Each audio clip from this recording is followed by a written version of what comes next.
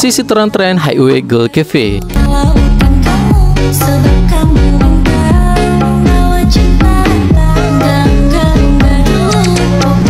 Highway Girl Cafe di Thailand bukan sekadar trend viral biasa. Ia kini diiktiraf sebagai salah satu strategi marketing media sosial yang sangat berjaya, mengubah sebuah restoran burger biasa menjadi viral satu dunia. Akaun TikTok rasmi kafe tersebut kini telah mempunyai 1 juta follower. Video-video dan staff mereka telah meletup sehingga mencatatkan lebih 22 juta tontonan untuk satu video. Tapi walaupun cerita dia macam Cinderella, dari pelayan biasa kepada bintang idol, realitinya ini adalah strategi idol lokal yang dirancang rapi. Kafe tersebut memberikan gelaran khas untuk penari bintang mereka, Look Rak Highway atau kesayangan Highway. Model bisnes mereka totally berubah. Pelanggan kini datang bukan lagi hanya untuk makan burger. Mereka datang sebagai fans untuk berjumpa dengan melihat idol mereka secara langsung. Mengubah kafe itu menjadi sebuah destinasi peminat yang menjamin pengunjung datang secara berterusan. Mereka membuktikan yang marketing paling berkesan ialah yang nampak real, walaupun benda tu diplan dengan teliti. Kalau korang pemilik bisnes, korang sanggup tak nak latih staff korang tu jadi content creator, atau lebih baik upah influencer luar je? Cuba komen. So itulah